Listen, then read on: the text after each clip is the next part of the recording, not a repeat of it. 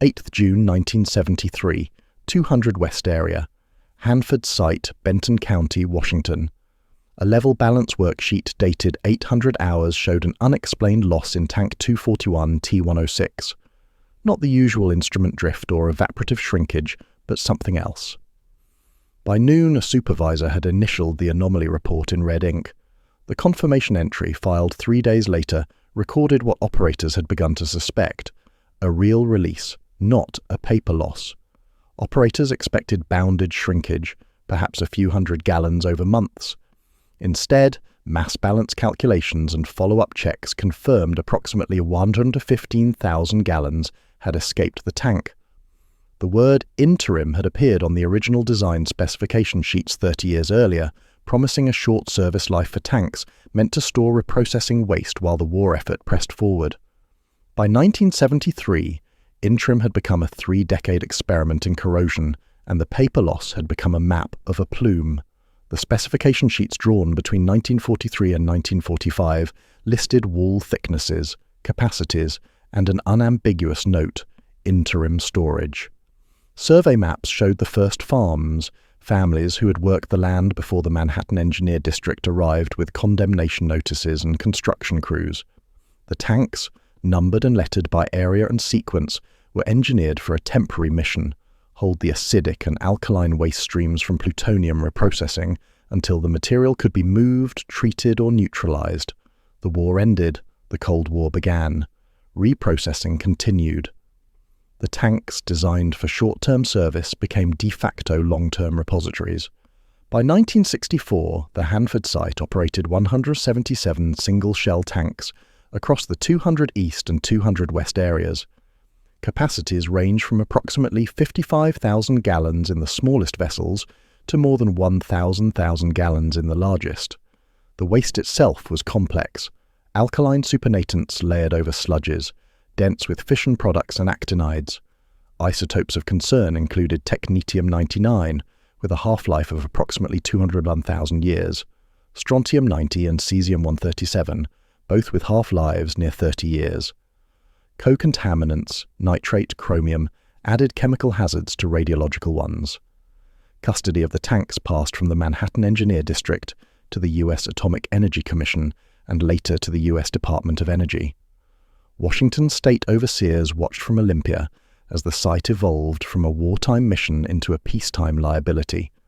The tanks, built of carbon steel with minimal corrosion allowances, aged beyond their design envelope. Interim storage, intended for months or a few years, stretched into decades. The first anomalies appeared in routine-level checks, small discrepancies that could be attributed to thermal expansion, instrument error, or evaporation. Some were real. In 1956, tank 241U-104 was declared a leaker. Others followed. By the early 1970s, operators understood that the single-shell tank fleet, buried beneath engineered cover and native soil, was failing. The question was no longer whether leaks would occur, but how many, how fast, and where the waste would go. The word interim had been written in good faith.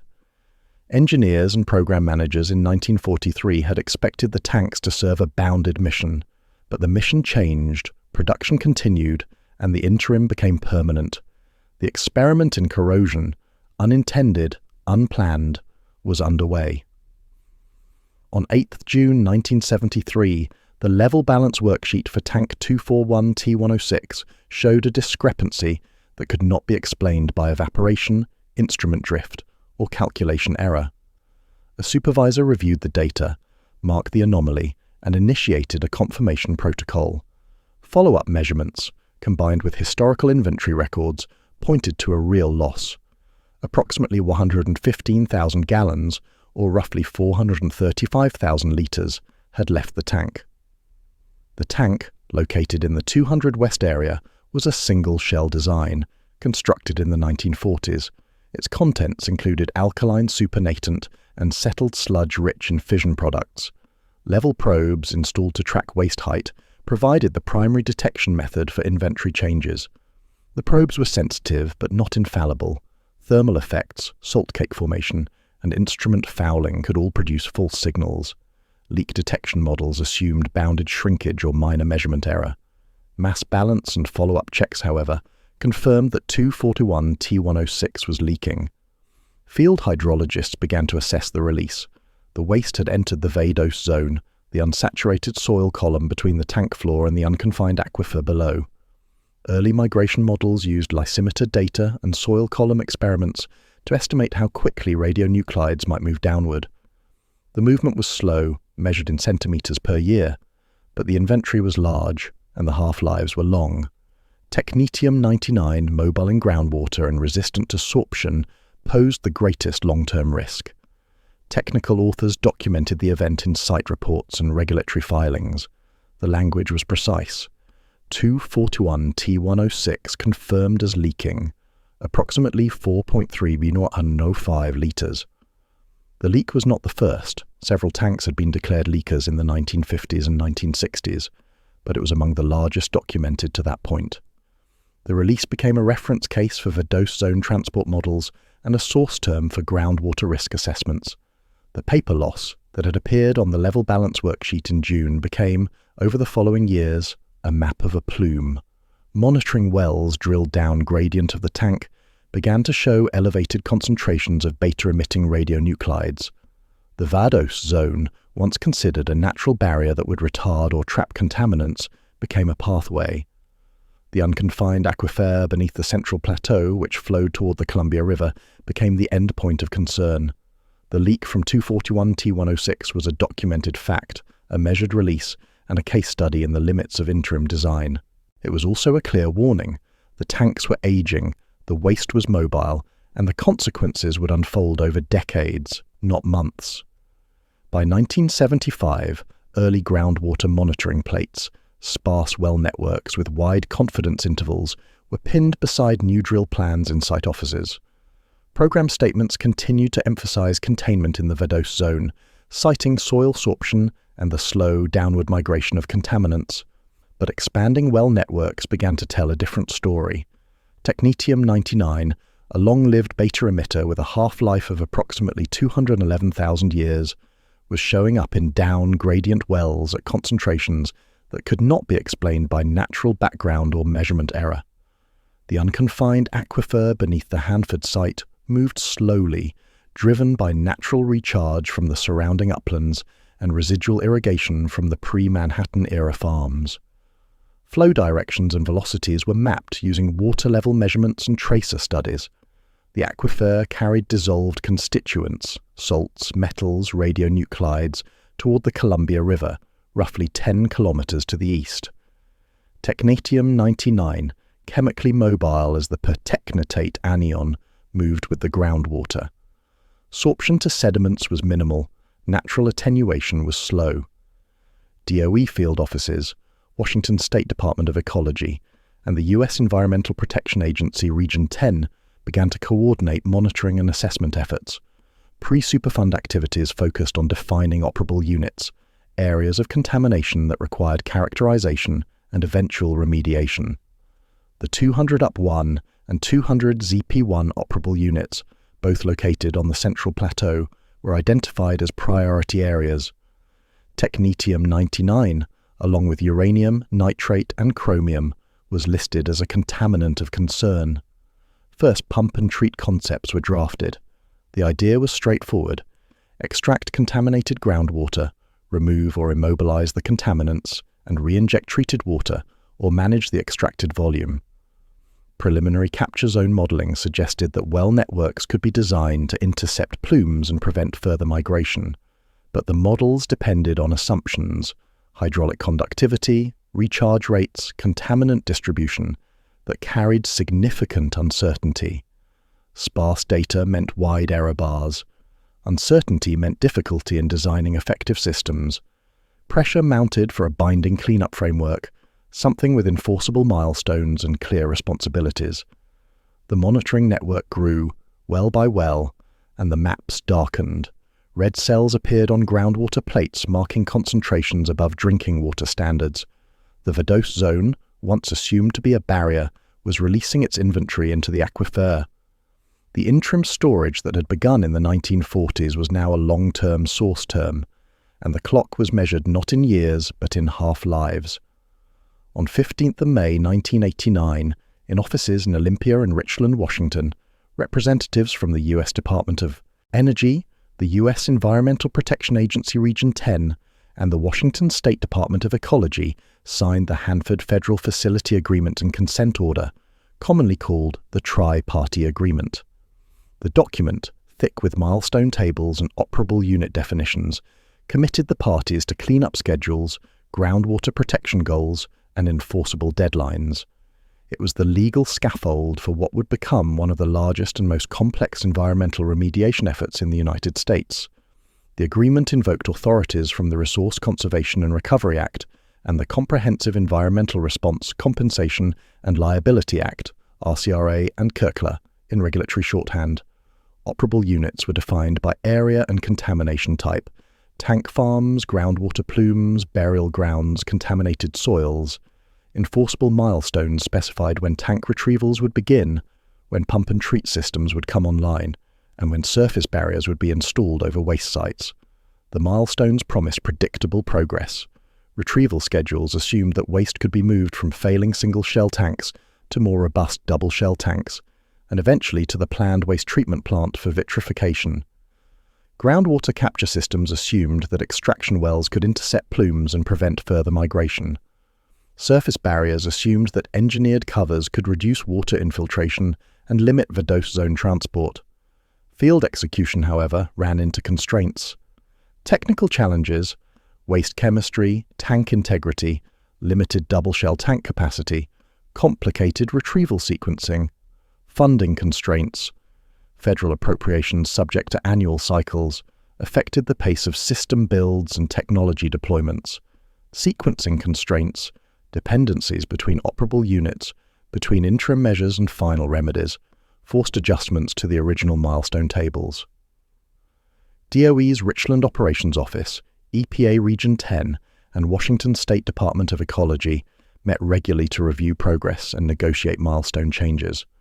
The Hanford Advisory Board, established in 1994, provided stakeholder and public input. Enforceable commitments created accountability, but they also revealed the gap between legal deadlines and physical realities. The Tri-Party Agreement binder, open to its milestone tables, represented a shared commitment to cleanup. It also represented a wager that schedules could keep pace with half-lives, that engineering could outrun corrosion, that capture zones could intercept plumes before they reached the river. The agreement bound the parties to a framework. The waste and the aquifer operated on their own time. Deadlines moved, half-lives did not. Between 2005 and 2008, laboratory tables in Richland listed technetium-99 values circled in red ink. A hydrogeologist overlaid contour maps on the historic farm grid of the Central Plateau, tracing plume boundaries, down gradient of known release sites. Models had predicted slow decline once interim pump and treat systems were placed in service. Field data recorded concentrations exceeding 200 times the technetium-99 drinking water standard in wells monitoring the 200-UP1 and 200 ZEP1 operable units. The technetium-99 maximum contaminant level, set by EPA, was 900 picocuries per litre, approximately 33 becquerels per litre. The standard was derived from a dose constraint of 4 millirem per year, effective dose from drinking water, applied to beta and photon emitters. In some down-gradient wells, concentrations exceeded 200,000 picocuries per litre. The numbers were not modelling artefacts. They were measured values, confirmed by independent labs, documented in monitoring reports. Teams from Pacific Northwest National Laboratory and DOE contractor hydrogeologists analysed the data. The 200-UP1 operable unit, located in the 200 West area, was associated with historic releases from tank leaks, crib discharges, and unplanned losses. The 200 ZP1 operable unit, also in the 200 West area, had similar sources. Both plumes were moving, slowly but measurably toward the Columbia River. In 2007, an interim pump and treat system was placed in service to extract contaminated groundwater from the 200-UP1 operable unit. In 2008, an interim surface barrier was constructed over the estimated centre of mass of the 241T106 release, designed to reduce infiltration and limit further mobilization of VADOS zone contaminants. Both measures were interim, designed to contain and reduce risk, while more permanent solutions were developed. But the aquifer answered the plan with numbers. Persistent exceedances, documented quarter after quarter, demonstrated that the plumes were larger, more concentrated, and more mobile than early models had predicted. Rapid interim containment measures, more wells, expanded extraction systems, barrier extensions, followed. Milestone adjustments, negotiated under the tri-party agreement, reflected the gap between prediction and observation. The models had been built on sparse data and bounded assumptions. The field data revealed variability, heterogeneity, and source terms that did not fit simple transport equations. The interim measures were essential, but they were also reactive, responses to measurements, not proactive containment. The aquifer, slow but relentless, continued to carry its dissolved load toward the river. In technical meetings and public fact sheets produced in Richland during the 2000s, two charts often appeared on the same easel, one showing activity concentrations in becquerels per litre, the other showing effective dose in sieverts. A footnote explained US equivalents, picocuries, millirem, for audiences more familiar with traditional units. Public discussion defaulted to curies and rem. Regulatory compliance and health physics practice required becquerels and sieverts with clear conversions. The EPA radionuclide rule for drinking water set a dose constraint of 4 millirem per year, effective dose from beta and photon emitters. For technetium-99, that constraint translated to a maximum contaminant level of 900 picocuries per litre, or approximately 33 becquerels per litre. The standard was based on ingestion pathways, assuming a reference consumption rate of 2 litres per day for an adult. The dose coefficient for technetium-99, taken orally, was well established from metabolic studies and dosimetry models. DOE's Office of River Protection, EPA Region 10, and site health physics staff used the standard as a trigger for action. When monitoring wells showed concentrations exceeding the maximum contaminant level, regulatory mechanisms were activated: notifications, corrective measures, system expansions. Field triggers for new wells, pump and treat deployments, and barrier installations were communicated in both unit systems to ensure clarity across regulatory, technical, and public audiences. Washington state overseers and local stakeholders reviewed the data at quarterly meetings. Fact sheets specified the technetium-99 standard and dose constraint with conversion notes. The goal was transparency, make risk legible in numbers that could be compared to thresholds, tracked over time, and understood by people who lived near the site or drew their water from down-gradient sources. One number, 900 picocuries per litre, determined where steel and pipe went next. It defined the boundary between acceptable and unacceptable risk. It shaped the footprint of extraction systems, the sequencing of barrier installations, and the frequency of monitoring. The number was not arbitrary. It was derived from dose models, intake assumptions, and a regulatory judgment about acceptable risk. But it was also a single threshold in a complex field of variables: aquifer flow, source terms, chemical co-contaminants, and the long half-lives that made every decision a multi-decade commitment. Shared units meant clearer decision points, defensible triggers, and tighter public reporting. They also underscored the persistence of the problem. The numbers, once crossed, took years to decline, if they declined at all. Between the 1990s and 2010s in Hanford tank farms and at public hearings, a safety dispute unfolded.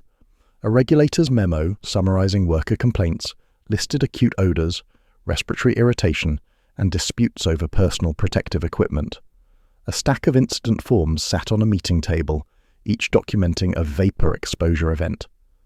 Program assurances cited engineering controls, air monitoring, and established procedures. Workers and advocates documented acute episodes and gaps in real-time detection and self-contained breathing apparatus deployment. Tank farms stored not only radiological waste, but also co-mingled chemical streams. Off-gassing pathways, ventilation stacks, risers, and unplanned releases could expose workers to ammonia, organic solvents, and other volatile compounds. Direct reading instruments designed to detect airborne hazards in real time were not always available or strategically placed.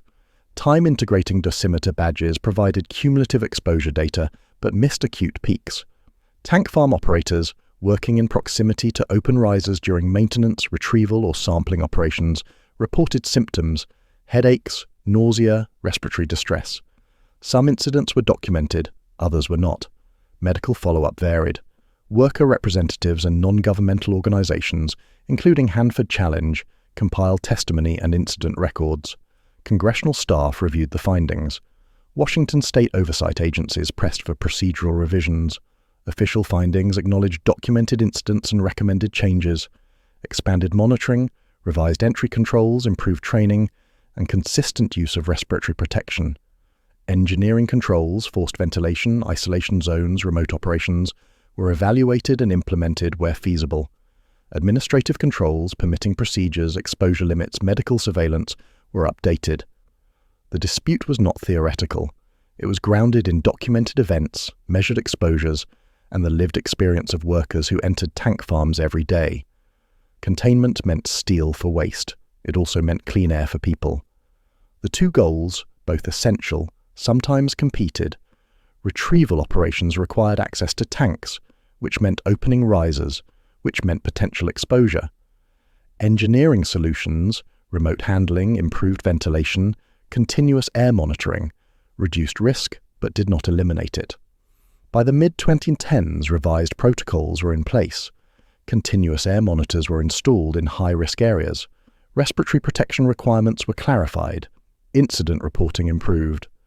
Medical follow-up became more systematic.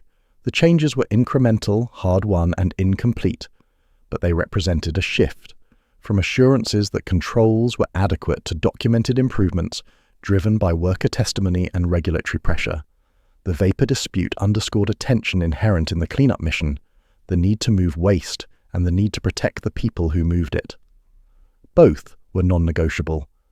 Both required constant vigilance.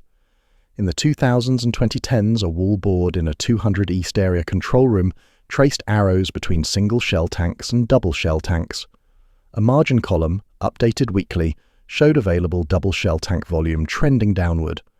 Planning documents assumed double shell tanks as a robust buffer, a safe interim destination for waste retrieved from failing single shell tanks. Real retrievals, complicated waste chemistry, and delays in the waste treatment plant construction compressed capacity and schedules. Retrieval methods varied by tank and waste type. Sluicing used high-pressure water to mobilize sludges and salt cake. Mixer pumps agitated settled solids to create pumpable slurries. Both methods generated liquid waste that required transfer to double shell tanks. Double shell tank capacity was finite. Each transfer reduced available margin. Waste chemistry, pH, temperature, salt concentration, affected corrosion rates and imposed limits on how waste could be stored and mixed. The waste treatment plant, designed to vitrify high-level waste into stable glass logs, was years behind schedule. Until the plant was operational, waste would remain in tanks. Double shell tanks, with their primary and secondary shells and annulus leak detection, were safer than single shell tanks, but they were not invulnerable. Corrosion controls, cathodic protection, chemistry adjustments were in place, but they required active management. Independent auditors reviewed tank operations and capacity planning.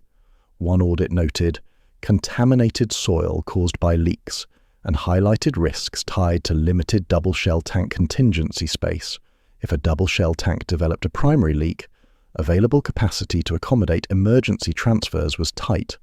If waste chemistry drifted out of specification, corrective blending might require transfers that consumed scarce volume. If the waste treatment plant startup was delayed further, the entire retrieval schedule was at risk. Retrieval sequencing became the critical path. Which single shell tanks to retrieve first? Which double shell tanks to use for interim storage? How to balance leaker risk, waste volume, and available capacity. Every gallon moved solved one problem, removing waste from a failing single shell tank, and created two, consuming double shell tank capacity and increasing the consequence of any future double shell tank integrity issue. The wall board, with its arrows and margin notes, was a snapshot of a logistical puzzle that operated on a multi-decade timescale. The solution required coordination across retrieval, storage, treatment, and disposal. The constraints were physical: tank integrity, waste chemistry, capacity, and institutional funding, milestones, regulatory approvals.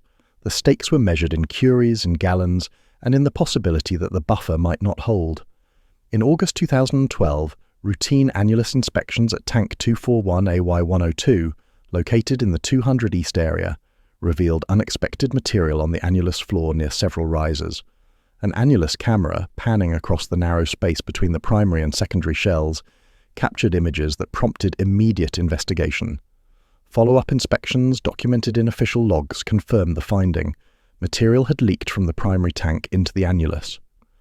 Tank 241AY102 was a double-shell tank, constructed in the 1970s as part of the safer generation of waste storage vessels.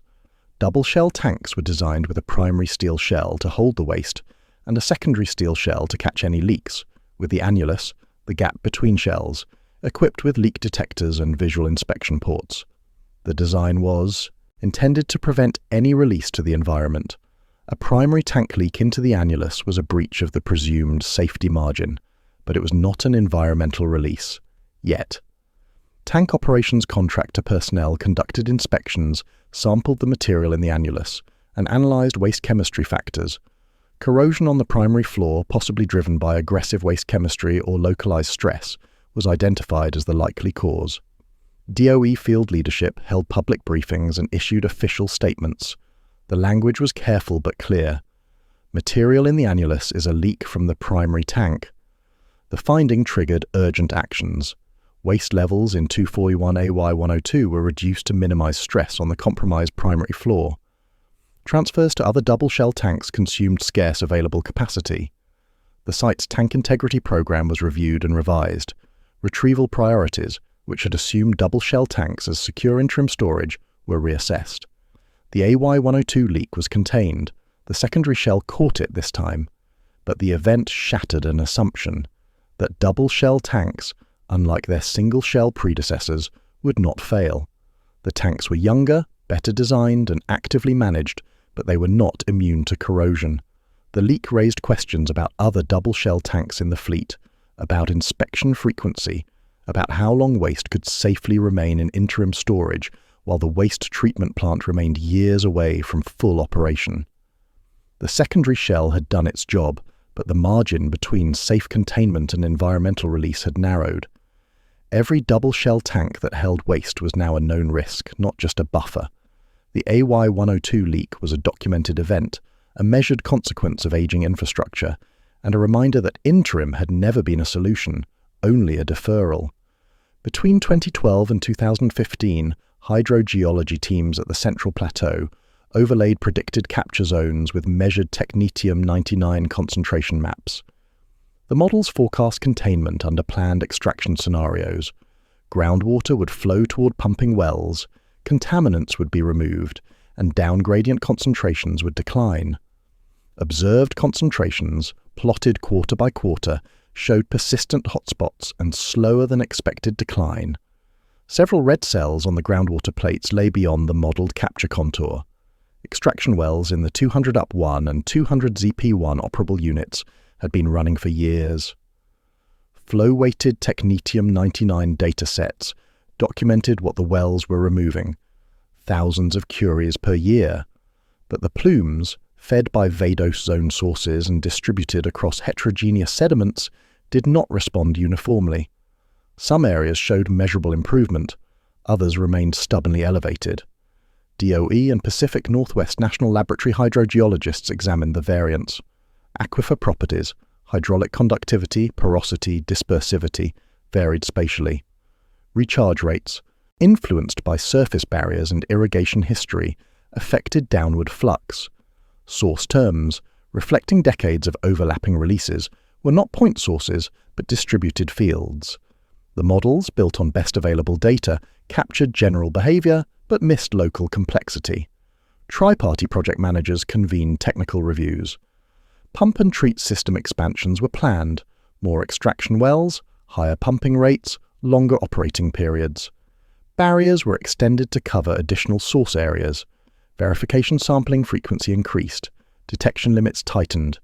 Each adjustment was documented, justified, and incorporated into updated milestone tables. The data packages, listing well-by-well technetium-99 trends with capture performance notes, told a consistent story. Progress was real but slow, and the gap between prediction and observation required continuous course correction.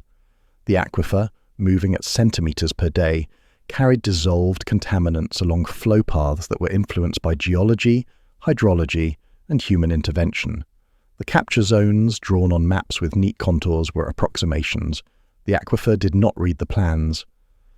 System scaling, larger extraction networks, longer operating periods, improved performance but also increased cost and complexity.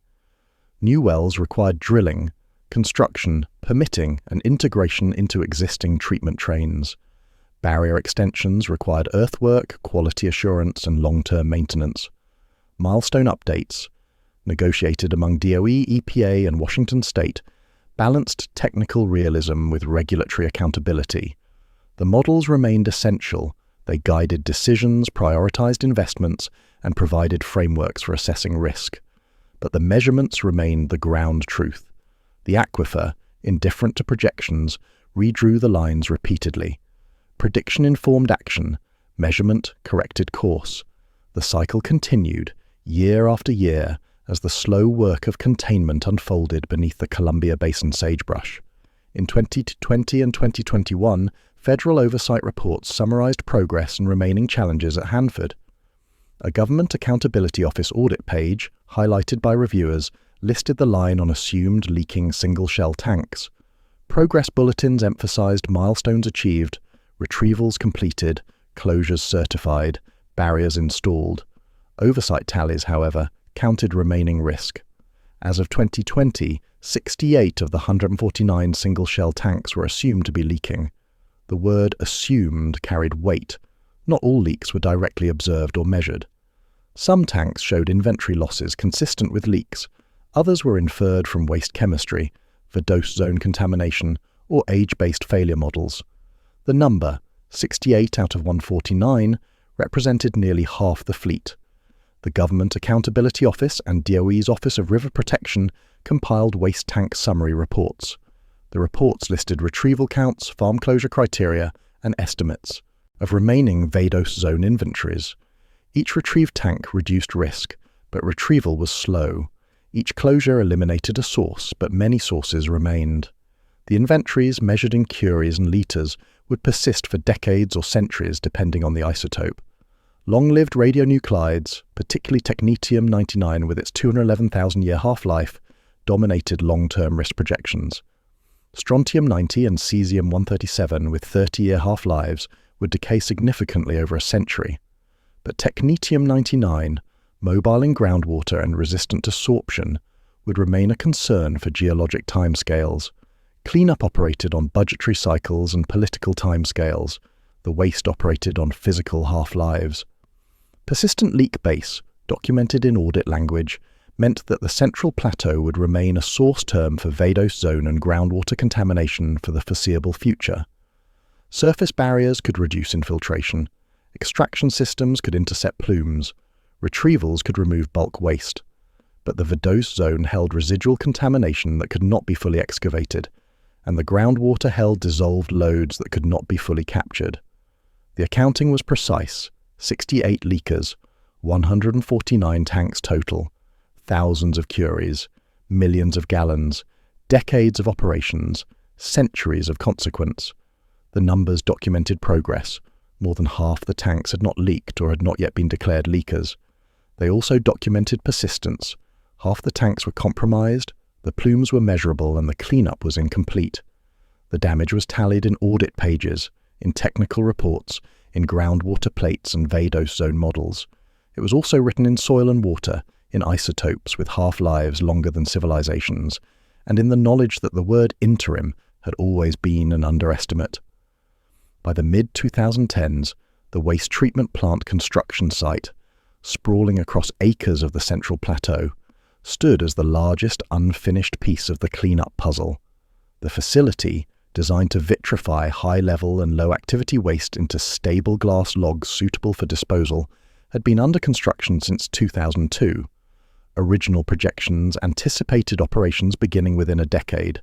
Technical challenges, mixing systems, hydrogen control, structural integrity of processing vessels, delayed startup repeatedly. The plant's mission was to convert liquid waste, held in double shell and retrieved from single shell tanks, into solid forms that met federal disposal standards.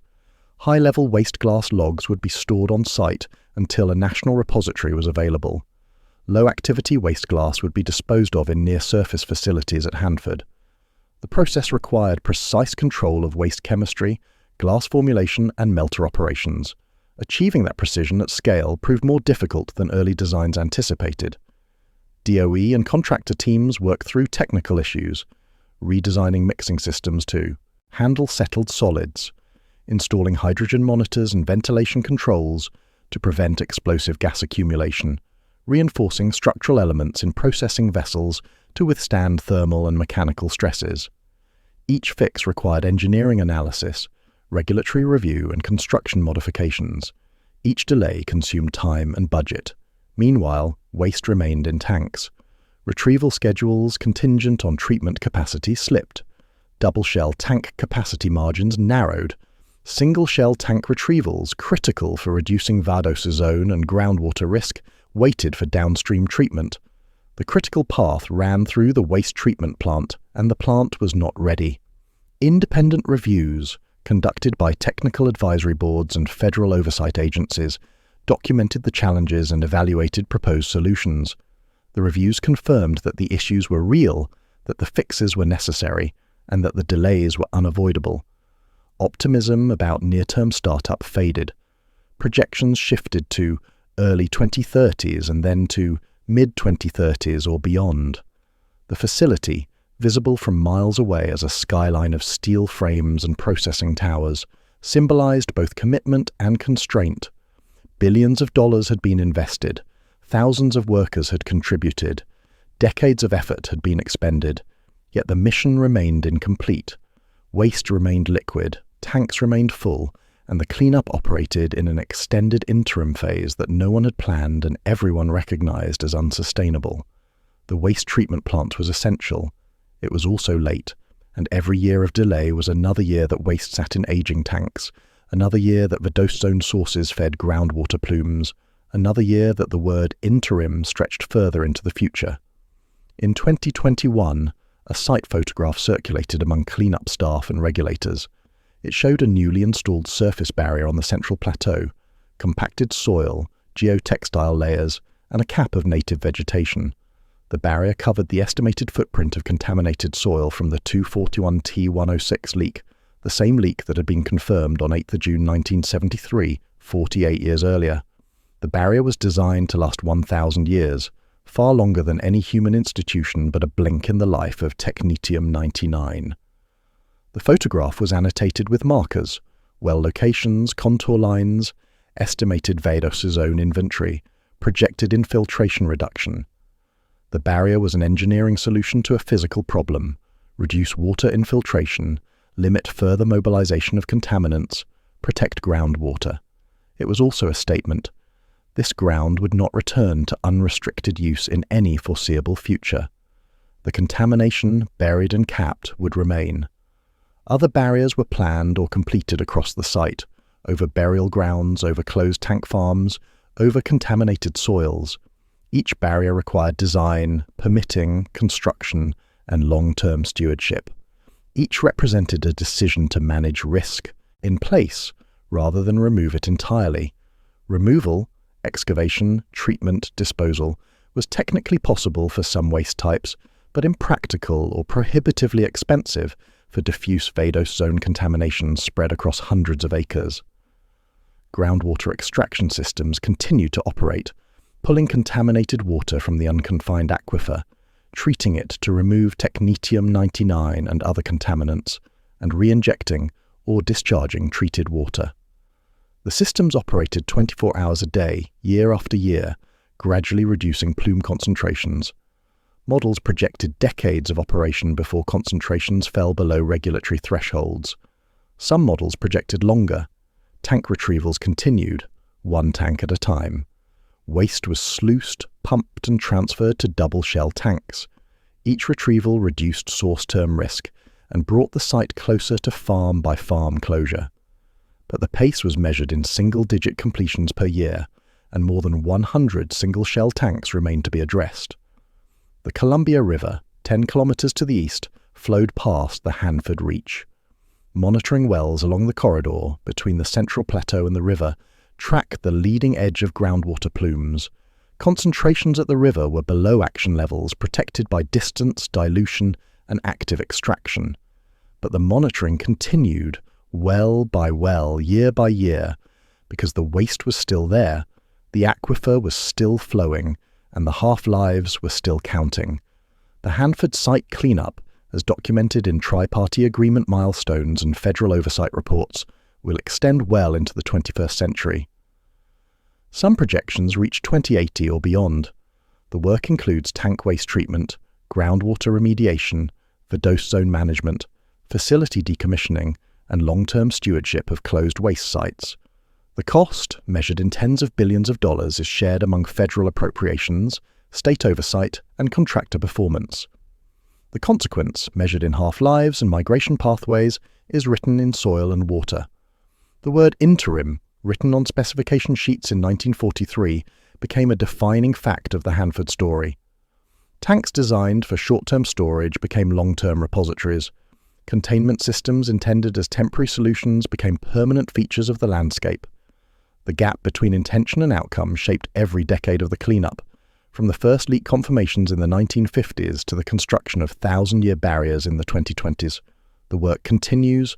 Operators monitor tank levels, hydrogeologists sample wells, engineers refine treatment systems, regulators review progress, and communities down gradient watch the data.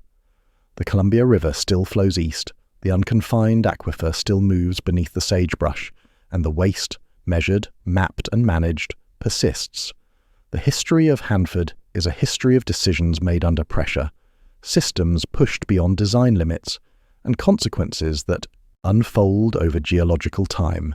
It is also a history of correction, monitoring that revealed what was hidden, regulations that enforced accountability, engineering that contained what could not be removed, and institutions that committed, however imperfectly, to managing the legacy. The cleanup will outlast the people who started it, and the people who work on it now. It will require vigilance across generations, continuity of funding and knowledge, and humility about the limits of human timescales when measured against the persistence of radioactive decay. The tanks, the plumes, the barriers, and the monitoring wells are not abstractions. They are places, measurable and mapped, where the weight of interim continues to press down. The word was always too light for what it had to carry,